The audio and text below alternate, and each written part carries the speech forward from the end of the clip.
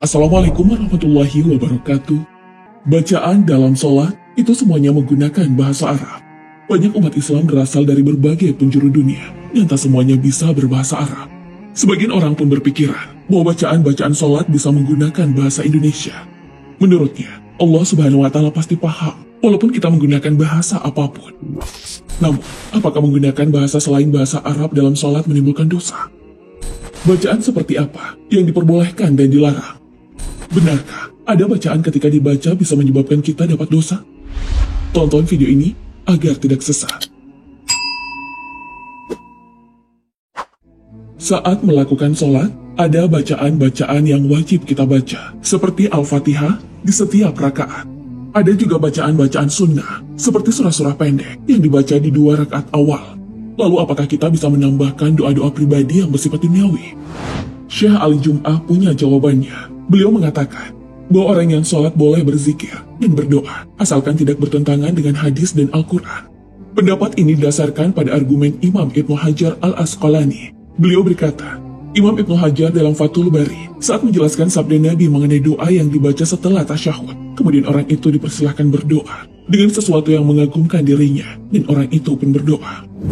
Berdoa memohon untuk kebaikan duniawi, boleh-boleh saja. Doa-doa yang bersifat duniawi, misalnya dilancarkan rezekinya, segera bertemu jodohnya, atau meminta keturunan, itu boleh dilakukan. Hal ini juga dibenarkan oleh Imam Al-Baji. Dalam Al-Muntaka Syarah Al-Muwatta, beliau berkata, hal ini sebagaimana Imam Malik berkata, tidak masalah berdoa dalam sholat maktubah, dan lainnya dengan bentuk doa sesuai yang dikehendaki, baik berupa doa ukhrawi ataupun duniawi, baik yang sesuai dengan doa dari Al-Quran, ataupun mengarang sendiri. Fenomena menambahkan bacaan dalam sholat pernah dilakukan oleh Ibnu Umar. Dalam kalimat syahadat, Ibnu Umar berkata, saya tambahkan bacaan, wahdahu la syarika lah, wa ashhadu anna Muhammadan abduhu wa rasuluh. tidak ada sekutu baginya, dan aku bersaksi bahwa Muhammad adalah Rasulullah. Kita mungkin sudah melakukan sholat selama puluhan tahun, tapi ternyata ada fakta penting yang harus kita ketahui mengenai surah-surah yang dibaca setelah Al-Fatihah. Dalam sholat, selama ini mungkin kita terbiasa membaca surah-surah pendek tanpa memperhatikan urutannya. Ternyata, hal ini berbeda dengan yang dilakukan oleh Rasulullah SAW. Beliau sangat jarang membaca surah-surah yang pendek, misalnya An-Nas atau Al-Falaq, kecuali dalam perjalanan. Saat sholat subuh, Rasulullah SAW terbiasa membaca surah Qaf pada rakaat pertama dan surah Ar-Rum pada rakaat kedua. Beliau juga pernah membaca surah At-Takwir, begitu juga dengan surah Az-Zalzalah. Nabi SAW memilih membaca surah yang tergolong panjang ketika sholat. Hal ini pernah dialami sendiri oleh salah seorang sahabat. Dari Abu Sa'id Al-Khudri, yang berkata, suatu ketika sholat zuhur ditunaikan, lalu seseorang pergi ke perkampungan Baqi, dan ia melaksanakan aktivitasnya di sana. Kemudian, ia berudu, lalu mendatangi jamaah sholat, dan Rasulullah SAW masih berada pada rakaat pertama, karena saking panjangnya apa yang beliau baca. Hadis riwayat Muslim. Selain itu, Rasulullah SAW membeli surah secara berurutan. Hal ini dibenarkan oleh Imam Nawawi dalam kitab At-Tibyaan. Beliau mengatakan bahwa Al-Quran tak semata-mata disusun secara berurutan. Namun ada hikmah di balik hal tersebut. Karena itu, sudah sepatutnya ketika kita membacanya mesti berurutan.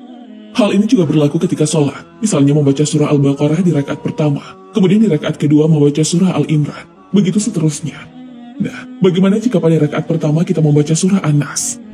Imam Nawawi meriwayatkan bahwa sebagian ulama mengatakan setelah membaca surah An-Nas, dilanjut dengan surah Al-Baqarah pada rakaat kedua.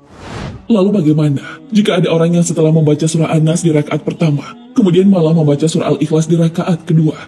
Imam Nawawi menyatakan bahwa hal ini tidak dihukumi boleh. Walaupun ada sebagian ulama yang juga membaca surah-surah secara tidak berurutan dalam sholat, namun sebagian lainnya tetap tidak menyukai orang yang membaca Al-Quran tanpa memperhatikan urutan. Ada pengecualian dalam membaca Al-Quran secara berurutan dalam sholat, sebab ada beberapa surah yang dianjurkan untuk dibaca pada sholat-sholat tertentu. Misalnya, sholat subuh pada hari Jumat disunahkan membaca surah As-Sajdah pada rakaat pertama dan surah Al-Insan di rakaat kedua.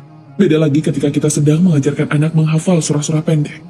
Boleh urutannya dimulai dari surah An-Nas dan berlanjut sampai di surah Ad-Duha. Cara tersebut memudahkan anak-anak untuk menghafal. Saat sholat jamaah, imam akan membaca surah Al-Fatihah kemudian dilanjutkan dengan surah-surah pendek yang dipilih. Bagaimana jika surah yang dibaca itu tidak kita hafal? Apa yang harus kita lakukan? Makmum tugasnya adalah mengikuti imam saat imam membaca salah satu surah dalam Al-Quran. Setelah membaca Al-Fatihah, makmum cukup mendengarkan saja. Namun ada pengecualian ketika imam membaca surah At-Tin. Hal ini dijelaskan dalam hadis Rasulullah SAW. Ketika imam membaca ayat terakhir, أليس الله بأحكم الحاكمين. bukankah Allah hakim yang seadil-adilnya? Maka makmum menjawab, بلى وأنا على ذلك من الشاهدين. iya, saya menyaksikan hal itu. Hadis riwayat Abu Daud dan At-Tirmizi.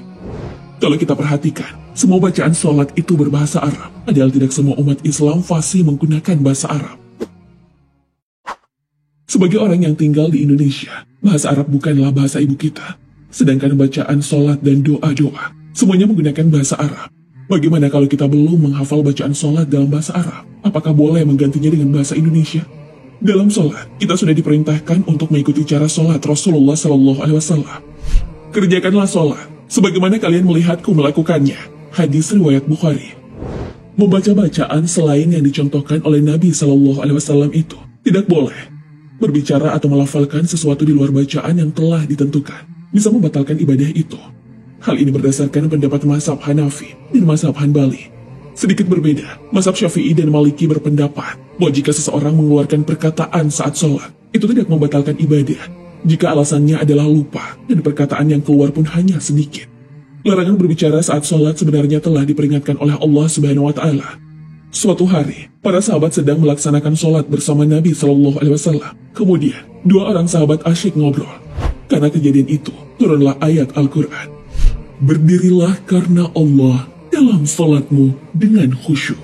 Al-Quran, Surah Al-Baqarah ayat 238. Rasulullah SAW tidak pernah memberikan keringanan perihal bacaan sholat yang berbahasa Arab. Namun ada solusi yang ditawarkan.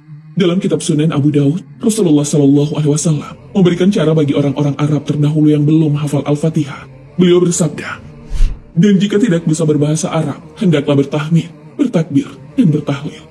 Ada ibadah yang tidak bisa ditawar-tawar, misalnya cara haji. Makanan yang diharamkan, begitu juga dengan cara sholat. Hal ini untuk menjaga kemurnian sholat. Dalam melakukan ritual sholat, semuanya harus dilakukan dengan bahasa Arab.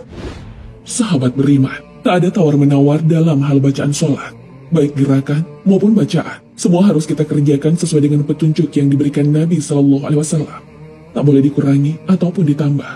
Kalau kalian, apakah pernah mendapati orang yang mengganti bacaan sholat yang berbahasa Arab menjadi bahasa Indonesia? Wallahu a'lam bishawab. Wassalamualaikum warahmatullahi wabarakatuh.